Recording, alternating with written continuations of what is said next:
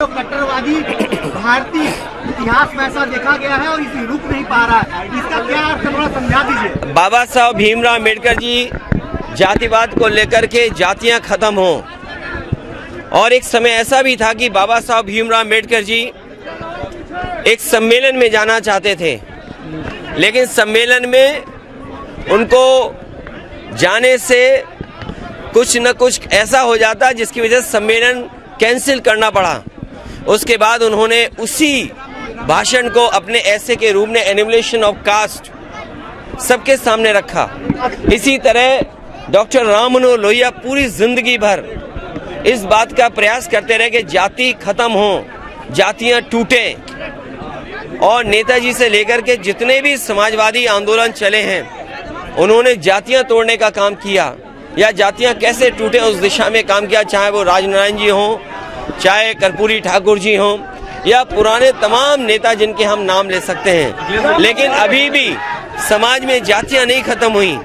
जातियों का भेदभाव ये भारतीय जनता पार्टी ने बढ़ाया है, और जानबूझ करके विपक्ष के लोगों को अपमानित करने के लिए तमाम तरह का प्रचार चलाते हैं। जो निमंत्रण देने का मामला है, निमंत्रण भगवान का कौन कैसे दे सकता है?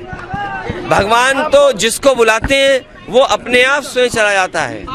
तो इसलिए भारतीय जनता पार्टी ये पॉलिटिकल प्रोग्राम कर रही है, और पॉलिटिकल उससे क्या लाभ मिल जाए, क्योंकि आय दोगुनी बता नहीं सकते, नौजवानों को नौकरी दी नहीं, चरम सीमा पर महंगाई पहुंचा दी, चरम सीमा पर भ्रष्टाचार बढ़ा दिया, उनके पास जवाब क्या है? इसीलिए इवेंट के बहाने हर चीज को वो भुलाना चाहते हैं।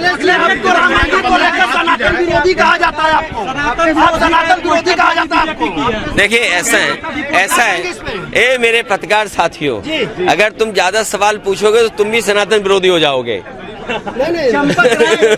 अरे रुक जाओ, एक मिनट, अरे मेरे पत्रकार साथियों, आप अपनी पत्रकारिता का धर्म निभाना और सनातन और जो हमारी भारतीय परंपराएं हैं, समाजवादी पार्टी, समाजवादी लोग पूरी 100% हिंदू या सनातनी परंपराओं को मानते हैं।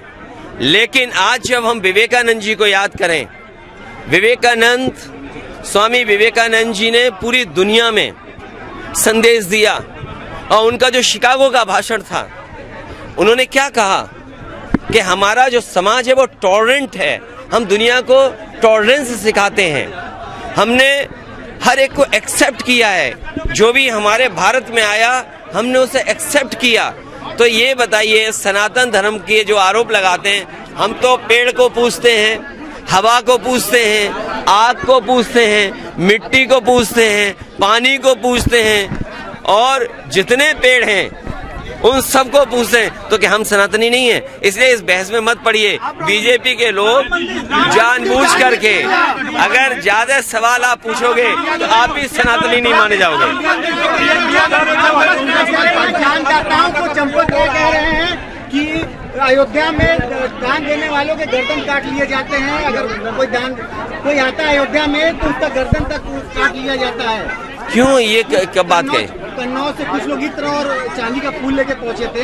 देखिए, ये जो भाषा का इस्तेमाल, तो इसका मतलब वो खुद सनातनी नहीं है।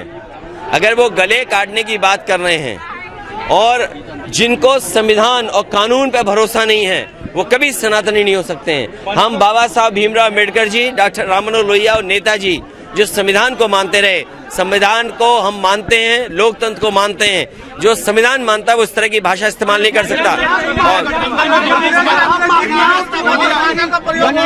बहुत सारी मूलभूत सुविधाओं की कमी है, सड़क है, बिजली, पानी।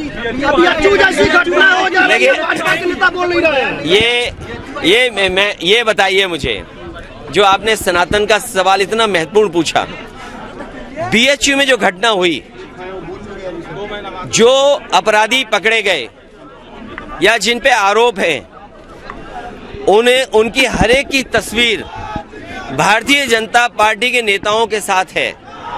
मैं भारतीय जनता पार्टी या आप साथी लोग जो सवाल पूछ रहे हैं, क्या जो इन पे आरोप लगा भारतीय जनता पार्टी के सनातनी नेताओं के साथ तस्वीर थी कि नहीं थी। मुख्यमंत्री जी किसी के साथ फोटो नहीं खिंचवाते, लेकिन तीनों अपराधियों के साथ उनकी तस्वीर थी। सोचिए आप, तो क्या ये सजा दिलाने के लिए जो पहले कार्रवाई होनी थी, क्यों नहीं की कार्रवाई? आज सबसे ज्यादा अपराधी बीजेपी में हैं।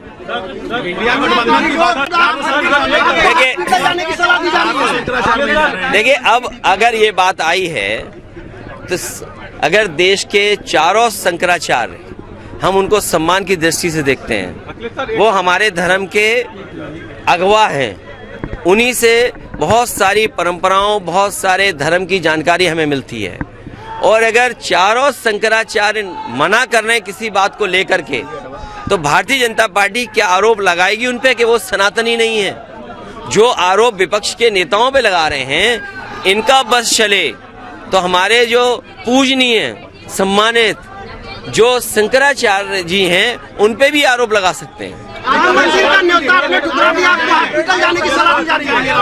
जब भगवान बुलाएंगे, जब श्री राम भगवान बुलाएंगे। और एक मिनट, ये जो सुविधाओं को लेकर के आपने कहा, आज सर्वे आया है कि कूड़े में, सफाई में शहर कहां पहुंच गए। लखनऊ तो बहुत नीचे गिर गया।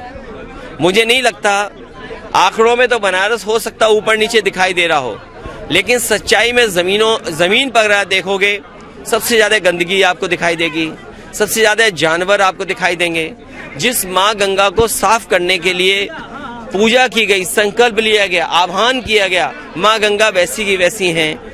जो बुनियादी सुविधाएं, ट्रैफिक का इंतजाम, लोगों का आना जाना आसान होना, समय पे चीजें मिल जाना, चाहे वो बिजली हो, चाहे वो हमारा पानी का इंतजाम हो। बताओ आप 10 साल में और लखनऊ की सरकार के जो 7 साल पूरे होने जा रहे हैं, क्या सुविधाएं बनारस को मिली हैं? और बनारस तो स्मार्ट सिटी में माना जाता है। स्मार्ट सिटी में जनता आकलन करे कि पिछले 10 साल में स्मार्ट सिटी कितना आगे बढ़ा है।